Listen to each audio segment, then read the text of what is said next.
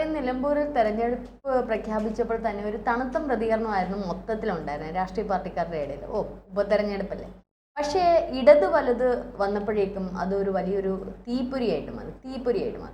പക്ഷേ BJP അപ്പോഴും മാറി നിൽക്കുകയായിരുന്നു. BJP ഒരു കൃത്യമായിട്ടുള്ളൊരു സ്ഥാനാർത്ഥിയെ അവിടെ ഇപ്പോൾ നിർണയിച്ചിട്ടുണ്ട്. ഇപ്പോൾ അവിടെ ഈ തീപ്പൊരി എന്നുള്ളത് ഒരു വലിയൊരു തീ ആളിപ്പടരുകയാണ് നിലമ്പൂരിൽ. കാരണം അത്രയ്ക്ക് വലിയൊരു ഈ മഴയത്തും ഈ തണുപ്പൻ കാലാവസ്ഥയിലും വലിയ പൊരിഞ്ഞ ചൂടിൽ തന്നെയാണ് നിലമ്പൂർ. ഇനി എന്തായിരിക്കും? കാരണം BJP ഒരു സ്ഥാനാർത്ഥിയെ പ്രഖ്യാപിച്ചത് ഒരു വല്ലാത്തൊരു കനത്ത തിരിച്ചടി തന്നെയാണ് ഇടത് വലത് പാർട്ടിക്കാർ. ഈ തീപ്പൊരിയെ കുറേ ദിവസമായിട്ട് കോൺഗ്രസ് പാർട്ടി മുറ്റത്ത് മഴ നനയിച്ച് നിർത്തിയിരിക്കുകയായിരുന്നു. അതുകൊണ്ടെന്തുവാ, ആ തീപ്പൊരിയും മത്സരിക്കാൻ തീർച്ചപ്പെടുത്തി അൻവർ. അപ്പോൾ അങ്ങനെ വരുമ്പോൾ ചതുഷ്കോണ മത്സരമായി തീർന്നിരിക്കുകയാണ്. LDF, UDF, BJP, Anwar. ആരെയും മാറ്റി നിർത്താൻ പറ്റത്തില്ല. ഒന്നിനും മെച്ചമുള്ള ആൾക്കാർ തന്നെയാണ്. അൻവർ എന്ത് ലക്ഷ്യത്തോടു കൂടിയാണ് MLA സ്ഥാനം രാജിവെച്ച് ഇറങ്ങിയത്, അതിനി വിജയിക്കുമോ ഇല്ലയോ എന്നുള്ളതാണ് അറിയേണ്ടത്. അല്ല, അൻവർ വിജയിച്ചു വരത്തില്ല, അത് നമുക്കറിയാവുന്ന കാര്യമാണ്. പിന്നെ LDF, UDF ഇവരായിരിക്കും ശക്തമായ മത്സരം.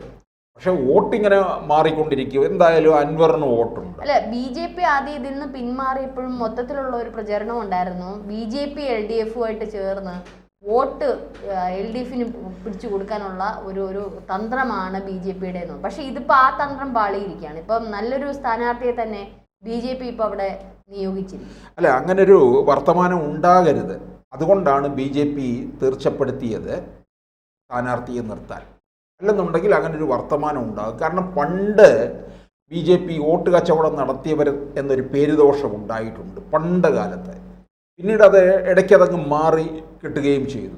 പിന്നീട് നിയമസഭയിൽ വിജയിച്ചു. പിന്നീട് പല പഞ്ചായത്തുകളും അധികാരം പിടിച്ചു. അതുകൂടാതെ പാർലമെൻറ്റിൽ വിജയമുണ്ടായി. അങ്ങനെ ഒന്ന് വളർന്നു വരികയാണ്. ഇപ്പോൾ മുഖം മിനുക്കി നിൽക്കുകയുമാണ്. കേരളത്തിലെ അധികം വിദൂരമല്ലാത്ത രീതിയിൽ BJP അധികാരത്തിൽ വരുന്ന ഒരു കാലവും അടുത്തിരിക്കുന്നു എന്ന് തെളിയിക്കപ്പെട്ടിരിക്കുകയാണ്. ആ സാഹചര്യത്തിൽ പലരും BJPയോടൊപ്പം അടുക്കുകയാണ്. പല രാഷ്ട്രീയ പാർട്ടികളും പല സമുദായവും. ഇപ്പോൾ നമുക്കറിയാം, 2014 നരേന്ദ്രമോദി അധികാരത്തിൽ വരുമ്പോൾ രാജ്യത്തെ ഇടതുപക്ഷ പ്രസ്ഥാനങ്ങളും വലതുപക്ഷ പ്രസ്ഥാനങ്ങളും ഒക്കെ നരേന്ദ്രമോദിക്കെതിരെയും BJPക്ക് എതിരെയും ഇവരുടെ ഹിന്ദുത്വ രാഷ്ട്രീയം എന്നൊക്കെ പറഞ്ഞ് ചില പ്രചാരണങ്ങൾ നടത്തിക്കൊണ്ടിരുന്നു. അത് ഒരുതരം വർഗീയവൽക്കരിക്കപ്പെട്ട ഒരു പ്രചാരണമായിരുന്നു അത്. 2019 കോൺഗ്രസ് അങ്ങ് അധികാരത്തിൽ വരുമെന്നും ഒക്കെ പലരും പ്രതീക്ഷിച്ചു. പക്ഷേ 2014 ഭൂരിപക്ഷം നരേന്ദ്രമോദിക്കും BJPക്കും കൂടുകയാണ് ചെയ്തത്. മോദി രണ്ടാം വട്ടവും അധികാരത്തിൽ വന്നു കഴിഞ്ഞ് പിന്നീട് അങ്ങോട്ട് ഈ പല ന്യൂനപക്ഷങ്ങളും BJPയോടൊപ്പം ചേരുകയാണ്. അത് BJP വേണ്ട തരത്തിൽ ചേർത്ത് നിർത്തുകയും ചെയ്തു.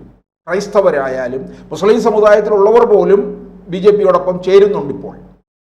അപ്പോൾ അത് വേണ്ട തരത്തിൽ അനുകൂലമാക്കി മാറ്റുകയാണ് BJP ഇപ്പോൾ ചെയ്യുന്നത്. നമ്മൾ ഈ സമീപകാലത്ത് കണ്ടതാണ്. ക്രിസ്മസിനും ഈസ്റ്ററിനുമൊക്കെ ബിഷപ്പുമാർ പ്രധാനമന്ത്രിയെ കാണുന്നു, അവരുമായിട്ട് ഒന്നിച്ച് സ്നേഹവിരുന്ന്, അത്താഴം. പിന്നെ അതുപോലെ കേരളത്തിലെ BJP ബിഷപ്പുമാർക്ക് സഭയ്ക്ക് ഏതെങ്കിലും തരത്തിൽ കേന്ദ്രത്തിൽ നിന്നുള്ള ആവശ്യങ്ങളുണ്ടെങ്കിൽ അത് കാര്യങ്ങളെല്ലാം BJP വഴിയാണ് സാധിച്ചെടുക്കുന്നത്. അതിൻ്റേതായ ബന്ധം അവരുണ്ടാക്കി. കേന്ദ്രമന്ത്രി ജോർജ് കുര്യനുണ്ട്, ഷോൺ ജോർജ് ഉണ്ട്, PC ജോർജ് ഉണ്ട്. ഇവർ വഴിയാണ് കാര്യങ്ങളൊക്കെ അടുപ്പിക്കുന്നത്. അപ്പോൾ ക്രൈസ്തവർ കൂടുതലായിട്ട് BJPയോട് അടുത്തു. ഈ ക്രൈസ്തവർ BJPയോട് അടുക്കുന്നത് കണ്ടിട്ടാണ് കോൺഗ്രസ്സുകാർ സുധാകരനെ അവിടെ നിന്ന് മാറ്റി സണ്ണി ജോസഫിനെ KPCC പ്രസിഡൻ്റാക്കിയത്. കാരണം സണ്ണി ജോസഫിനെ ആക്കിക്കഴിഞ്ഞാൽ ക്രൈസ്തവരെല്ലാം ഇങ്ങ് പോരും, ക്രൈസ്തവ വോട്ടുകൾ നമുക്ക് സമാഹരിക്കാം എന്നിവർ കണക്ക് കൂട്ടുന്നു. പക്ഷേ അതൊന്നും ഒരിക്കലും വിജയിക്കാൻ പോകുന്നില്ല. കാരണം ക്രൈസ്തവർ BJPയോട് ഇപ്പോൾ കൂടുതൽ അടുത്തിരിക്കുകയാണ്. അതുകൊണ്ട് തന്നെയാണ് BJP കേന്ദ്ര നേതൃത്വം പറഞ്ഞത്, നിലമ്പൂരിൽ BJP സ്ഥാനാർത്ഥിയാണ് മത്സരിക്കുന്നതെങ്കിൽ അത് ഒരു ക്രൈസ്തവൻ തന്നെ ആയിരിക്കണം. BDJS-നാണ് കൊടുക്കുന്നതെങ്കിൽ ഈഴവ വിഭാഗത്തിലുള്ള ഒരാൾ തന്നെ മത്സരിക്കട്ടെ എന്നും തീർച്ചപ്പെടുത്തി. ഇപ്പോൾ നമ്മൾ ഒട്ടും പ്രതീക്ഷിക്കാത്ത രീതിയിലാണ് ഇപ്പൊ LDF തന്നെ M സ്വരാജിനെ നിർത്തിയത്. കാരണം OLHC ഇട്ട് ആളിനെ വേണം, കാരണം ഒരു ഡോക്ടറിനെയൊക്കെ ആദ്യം നോക്കിയെങ്കിലും പക്ഷെ കൃത്യമായ ഒരു എതിരാളിയെ തന്നെ LDF നിയോഗിച്ചു, M സ്വരാജ്. പക്ഷെ നമ്മൾ ഒട്ടും പ്രതീക്ഷില്ല. ഒരു പക്ഷേ സർ പറഞ്ഞോണം Mohan George, advocate Mohan George എന്ന കോൺഗ്രസിൽ നേതാവിനെ തന്നെ അതെ, കേരള കോൺഗ്രസിനെ മാണി വിഭാഗം അല്ലെ, ജോസഫ് വിഭാഗത്തിലെ നേതാവിനെ തന്നെ ഈ പറഞ്ഞതുപോലെ BJP നിർത്തുന്നു നമ്മൾ ആരും പ്രതീക്ഷിച്ചില്ല. M സ്വരാജിനെ നമ്മൾ പ്രതീക്ഷിച്ചിരുന്നു. പക്ഷേ എന്നാൽ BJP ഇത്തരത്തിലുള്ളൊരു നേതാവിനെ കൊണ്ടുവരും. പക്ഷെ അത് ഒരു ഈ പറഞ്ഞതുപോലെ നല്ലൊരു വോട്ട് വിഹിതം BJP-യിലോട്ട് പോകാനുള്ള സാധ്യതയില്ലേ? ഇതിനകത്ത് അങ്ങനെയാണെങ്കിൽ കുറച്ചുകൂടെ ശക്തമാവില്ലേ? കാരണം UDF വിചാരിച്ച രീതിയിൽ അത്ര ഈസി ആയിട്ട് അവിടെ നേടാൻ പറ്റുമോ? UDF-ന്റെ വോട്ടിലാണ് ചോർച്ച സംഭവിക്കാൻ പോകുന്നത്. ക്രൈസ്തവ വോട്ടുകൾ കിട്ടും. ക്രൈസ്തവ വോട്ടുകൾ എന്തായാലും അവിടെ ഒരു 10, 25,000, 26,000 വോട്ട് ഉണ്ട്. അതിലൊരു 18,000 വോട്ടെങ്കിലും അവിടെ ചെയ്യപ്പെടുന്നു എന്ന് കരുതുക. അത് നല്ല പങ്കും BJP-ക്ക് അനുകൂലമായിട്ട് മാറും. ഈഴവ വോട്ടുകളും വരും. ഏകദേശം 43% ഹിന്ദു വോട്ടുണ്ട്. അപ്പൊ അതിലൊരു ഭൂരിഭാഗം, കാരണം ഇപ്പൊ ഒരു മോദി പ്രഭാവം മൊത്തത്തിൽ രാജ്യത്തിനകത്തുണ്ട്. അപ്പം കൂടുതൽ ഒരു 43% ഒരു ഭൂരിഭാഗം ഇനി എങ്ങാനും BJP കയറി കൊടുക്കാൻ സാധ്യതയുണ്ടോ എന്നാ ഞാനിപ്പോ പിന്നെ ഹിന്ദു വോട്ടുകളിൽ പിണറായി വിജയൻ നോട്ടമിട്ടിട്ടുണ്ട്. അതുകൊണ്ട് തന്നെയാണ് സ്വരാജിനെയും ഇറക്കിയിരിക്കുന്നത്. ഇപ്പോൾ ഷൗക്കത്തിനെ നിർത്തിയിരിക്കുന്നത് നമുക്കറിയാം. അത് ആ സീറ്റിന് വേണ്ടി ഉണ്ടായിട്ടുള്ള കലഹവും ഒക്കെ നമ്മൾ കണ്ടു കഴിഞ്ഞതാണ്. അപ്പോൾ ഇവിടെ കേരള കോൺഗ്രസിൽ നിന്ന് വന്ന കേരള കോൺഗ്രസ് പൊതുവെ ആഭിമുഖ്യം BJP-യോടെ കാണിക്കുന്നുണ്ട്. ഈ കേരള കോൺഗ്രസിൽ കൂടുതലും ക്രൈസ്തവരാണുള്ളത്, പ്രത്യേകിച്ച് മാണി വിഭാഗത്തിലുള്ളവരാണ്, അവിടെയാണ് ക്രൈസ്തവർ കൂടുതലുള്ളത്. എന്നാലും ജോസഫ് വിഭാഗത്തിലുമുണ്ട്. ജോസഫ് വിഭാഗത്തിലൊക്കെ തന്നെ ഇനിയിപ്പോൾ വളരെ വൈകാതെ വലിയ പൊട്ടിത്തെറിയൊക്കെ ഉണ്ടാവും. അത് PJ ജോസഫിൻ്റെ മകനാണിപ്പോൾ അമരക്കാരനായിട്ട് വരാൻ പോകുന്നത്. PJ ജോസഫിന് പ്രായമായി, അനാരോഗ്യ പ്രശ്നങ്ങളൊക്കെയായി. അപ്പോൾ PJ ജോസഫിൻ്റെ മകൻ രംഗത്തേക്ക് വരുന്നതിനോട് പാർട്ടിയിൽ പലർക്കും എതിർപ്പുണ്ട്. അങ്ങനെ വരുമ്പോൾ ജോസഫ് വിഭാഗം പിളരാനും സാധ്യതയുണ്ട്. അത് പിന്നെ നമ്മൾ വലിയ അതിശയിക്കേണ്ട കാര്യമില്ല. കേരള കോൺഗ്രസ് ഒന്ന് പിളർന്നിട്ട് തന്നെ ഏറെ കാലമായല്ലോ. അപ്പോൾ എന്താണ് പിളരാതിരിക്കുന്നത് എന്ന് മാത്രമേ നമ്മളൊക്കെ ചോദിക്കുന്നുള്ളൂ. അപ്പോൾ ഈ ഇപ്പോഴത്തെ സാഹചര്യം കണക്കിലെടുത്തുകൊണ്ട് പലരും BJP-യിലേക്ക് ചേക്കേറിക്കൊണ്ടിരിക്കുകയാണ്. ഇവരൊക്കെ അധികം വൈകാതെ എത്തും. BJP കേരളത്തിൽ സീറ്റ് പിടിക്കുകയും ഒരു മുന്നേറ്റം ചെറുതായിട്ടുണ്ടായി കഴിയുമ്പോൾ ഇതെല്ലാം BJP-യിലേക്ക് മാറുന്ന കാഴ്ചയായിരിക്കും ഉണ്ടാകാൻ പോകുന്നത്. കാരണം അധികാരം ഇല്ലാതിരിക്കാൻ ഇവർക്ക് പലർക്കും പറ്റത്തില്ല. പ്രത്യേകിച്ച് കേരള കോൺഗ്രസ് ജോസ് കെ മാണി വിഭാഗത്തിന് അധികാരം ഇല്ലാതിരിക്കാൻ പറ്റത്തില്ല. അപ്പോൾ ഇവർ തീർച്ചയായിട്ടും ഭാവിയിൽ ഇങ്ങോട്ടേക്ക് വരുന്നതാണ്. അപ്പോൾ ഈ നിലമ്പൂരിൽ മറ്റും ക്രൈസ്തവരുണ്ട് ധാരാളം, മുൻകാലങ്ങളിലൊക്കെ കുടിയേറിയവരാണ്. അപ്പോൾ ആ ക്രൈസ്തവ വോട്ടുകളൊക്കെ തന്നെ ചേർത്ത് നിർത്താൻ കഴിയും എന്ന് BJP കണക്ക് കൂട്ടുന്നുണ്ട്. ഇതെന്തിനാണെന്ന് ചോദിച്ചു കഴിഞ്ഞാൽ ഇത് രാജീവ് ചന്ദ്രശേഖർ തന്നെ പറഞ്ഞിട്ടുണ്ട്.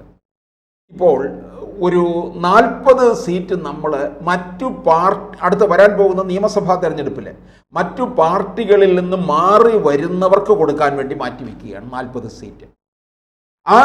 അങ്ങനെ മാറി വരുന്നവർക്ക് ജനങ്ങളിലുള്ള വിശ്വാസ്യത കണക്കിലെടുത്തുകൊണ്ടും ആ വരുന്നവരുടെ അംഗീകാരം കണക്കിലെടുത്തുകൊണ്ടും അവരെ മത്സരിപ്പിക്കാൻ ഇറക്കും. ക്രൈസ്തവർക്ക് മുന്തിയ പരിഗണന തന്നെ കൊടുക്കും. അങ്ങനെ മാറ്റി നിർത്തിയിരിക്കുകയാണ്. BJP അങ്ങനെയാണ്. ഒരു 20 സീറ്റ് വിജയം ഉറപ്പായിട്ട് ഉള്ള രീതിയിൽ പ്രവർത്തനം, മറ്റ് 20 സീറ്റ് വിജയത്തോട് അടുക്കുന്ന തരത്തിലുള്ള പ്രവർത്തനം. ഇതാണ് രാജീവ് ചന്ദ്രശേഖർ ഉണ്ടാക്കിയിരിക്കുന്ന ഒരു മാസ്റ്റർ പ്ലാനാണ്. അതിനനുസരിച്ചാണ് കാര്യങ്ങൾ പോകുന്നത്. അപ്പോൾ ഈ ക്രൈസ്തവർക്ക് ഇവിടെ നിലമ്പൂരിൽ ഒരു ക്രൈസ്തവ സ്ഥാനാർത്ഥിയാണെങ്കിൽ ഈ 2021 എത്രത്തോളം BJP വോട്ട് പിടിക്കുന്നു, ക്രൈസ്തവ വിഭാഗത്തിൽ നിന്ന് എത്രത്തോളം വോട്ട് അവർക്ക് കിട്ടിയിട്ടുണ്ടെന്നുള്ള ഒരു കണക്കുകൂട്ടൽ അവർ നടത്തിയിട്ട് കഴിയുമ്പോൾ ഇവർക്ക് വരാൻ പോകുന്ന പഞ്ചായത്ത് തെരഞ്ഞെടുപ്പിലും നിയമസഭാ തെരഞ്ഞെടുപ്പിലും എത്രത്തോളം ക്രൈസ്തവ വോട്ടുകളിൽ മുന്നേറ്റം കിട്ടും എന്നുള്ളത് ഇവരും കണക്ക് കൂട്ടുന്നു. എന്തായാലും വൈകിയ ഒരു ബുദ്ധിയാണെങ്കിലും നമ്മൾ നേരത്തെ ഉള്ള ചർച്ചകളിലൊക്കെ ചെയ്തതുപോലെ BJP നിലമ്പൂരിൽ സ്ഥാനാർത്ഥിയെ നിർത്തുന്നില്ല എന്ന് പറയുമ്പോഴും നിർത്തി ഇത്തരത്തിലുള്ള വോട്ട് വിഹിതം അല്ലെങ്കിൽ എത്ര വോട്ട് കിട്ടുന്നു എന്നുള്ളത് ഇതിന്റെ ഒരു ടെസ്റ്റ് ഡോസ് ആണ് ഇവർക്ക്. ഇനി വരുന്ന തെരഞ്ഞെടുപ്പിന് മുമ്പുള്ള ഒരു ടെസ്റ്റ് ഡോസ് ആണ്. ശരിക്കും ഇപ്പോൾ ഇവർ നിർത്തുന്നത് തന്നെയാണ് നല്ലത്. ഒരു പിണറായിയുടെ ഒരു വിരോധാഭാസം പൊതുവെ ജനങ്ങൾക്കിടയിലുണ്ട്. ഒരു പക്ഷേ BJP ഈ സ്ഥാനാർത്ഥി നിർത്തുമ്പോഴേക്കും ഈ ഒരു LDFനുള്ള ഒരു വോട്ട് വിഹിതം BJP മറിക്കുകയും ഒപ്പം UDFന് അതൊരു അനുഗ്രഹമായി തീരുകയും ചെയ്യും ഇപ്പോൾ ഈ നിലമ്പൂരിൽ. അതേസമയം തന്നെ അതോടൊപ്പം തന്നെ നിലമ്പൂരിൽ കഴിഞ്ഞ പ്രാവശ്യത്തേനേക്കാൾ അപ്പുറം എത്ര വോട്ട് വർധനവ് ഉണ്ടായി എന്നുള്ളതിനുള്ള ഒരു ടെസ്റ്റ് ഡോസ് കൂടിയാണ് ഇപ്പോൾ BJP സ്ഥാനാർത്ഥിയെ നിർത്തിയത്, അല്ലേ? അതെ.